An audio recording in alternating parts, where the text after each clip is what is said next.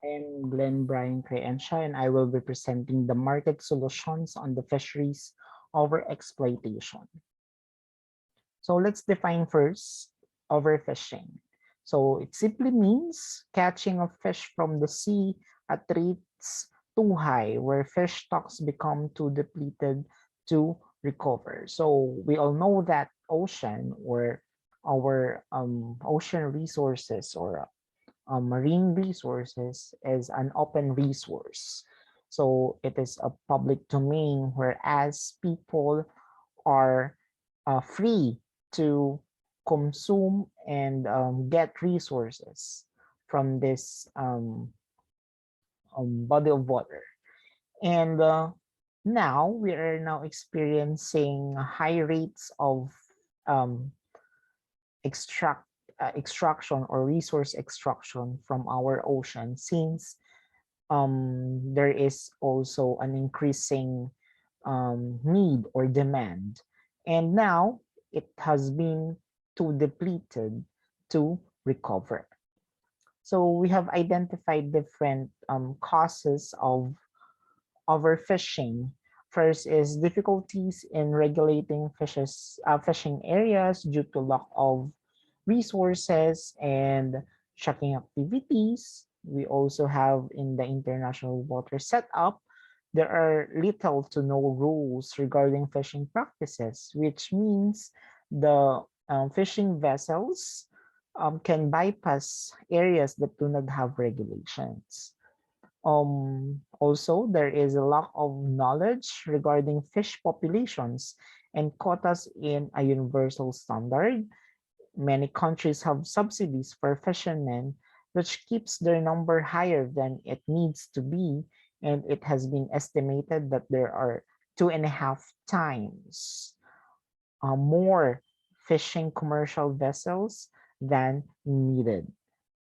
Fishing areas are also too large, or it has largely unprotected areas. Only a little over of 1.5% of the oceans have been declared protected areas, and most of these are still an open resource. So we have identified three market solutions to fisheries overexploitation. First is the quota fishing policy. Second is the post-harvest technologies and value adding.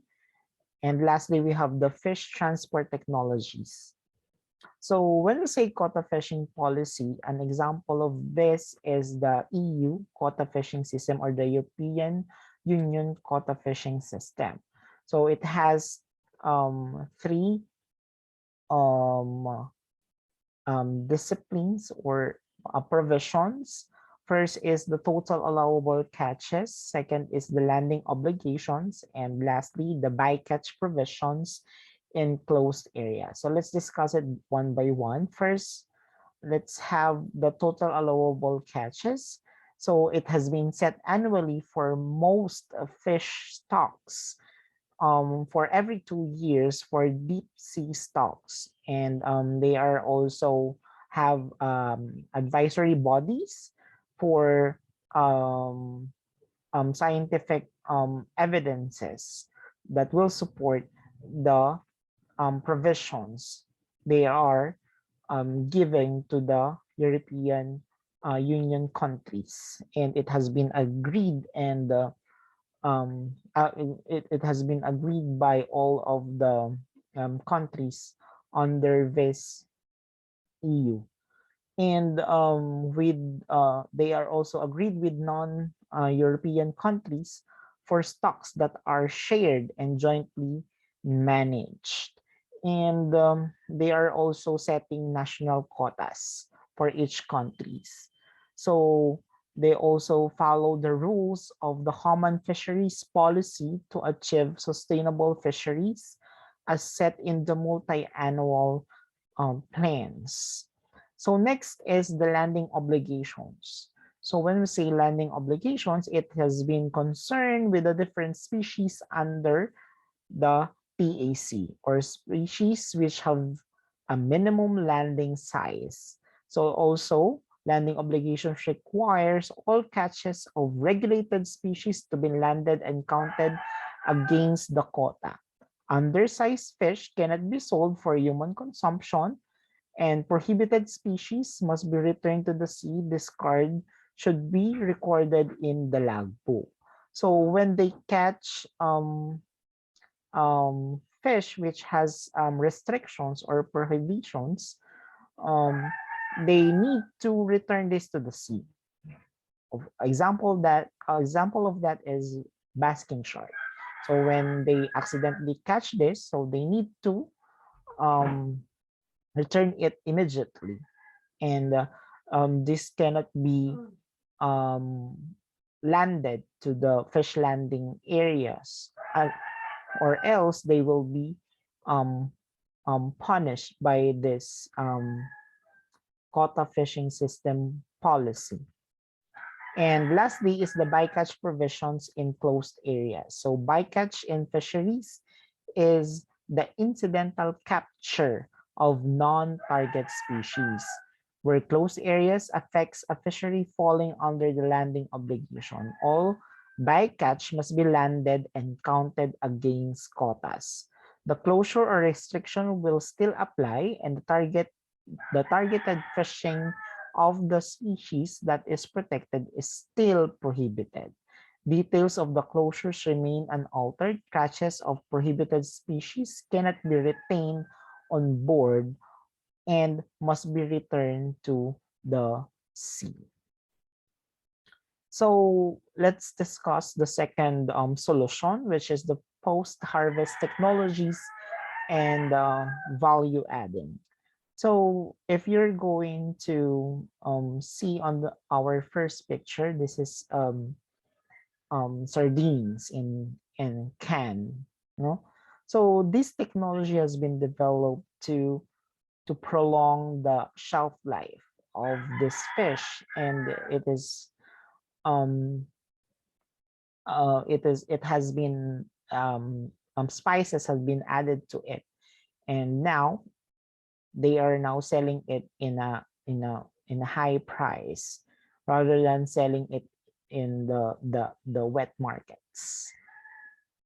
Next is smoking. So this is a picture of smoked fish. So this technology is done to prolong the shelf life of this fish, and it adds up flavor.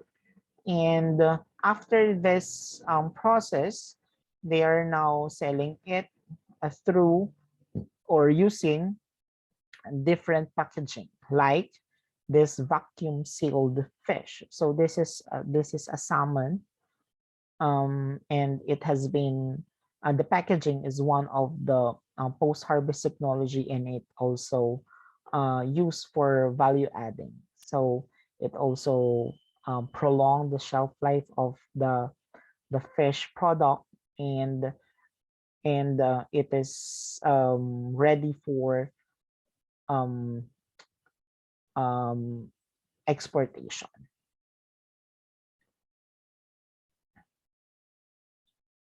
So regarding the fish transport technology, which is the last market solution that I have identified. So there are different fish transport technologies emerging nowadays or present nowadays. First is to assure that they can transport live fish, so they develop technologies like this. So this is a transport vessel which is carried by a truck, a container van, and these container can transfer the fish alive. So it has its technology that it sustains the life its inside this container. And of course, we are now preserving the freshness of the fish. And they can also sell this in a very high price to different five-star hotels and restaurants. So this is also done here in the Philippines. This is air conditioned transport container. So in Pangasinan, they are using this to transport um, um, their bangus and other fish uh, species. And this can this can preserve the freshness of the fish without using ice. Okay, so since we all know that traveling or transporting fish is very crucial, and sustaining its shelf life and freshness is also very crucial. That's why they developed this technology to assure the freshness of the fish. And this picture shows the sleeping fish technology. Actually, it has been invented, no, by a Filipino. So we need to be proud of it. And yeah, as you can see, there is a label at the top of this styrofoam, isdang tulog, or sleeping fish in English.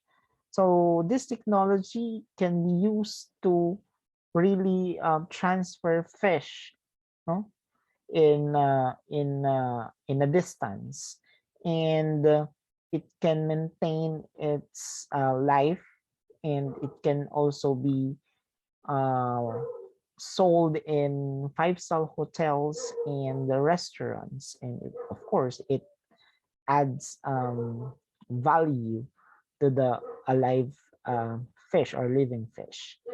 And I think that's all for the market solutions to the fisheries over exploitation. um, Thank you.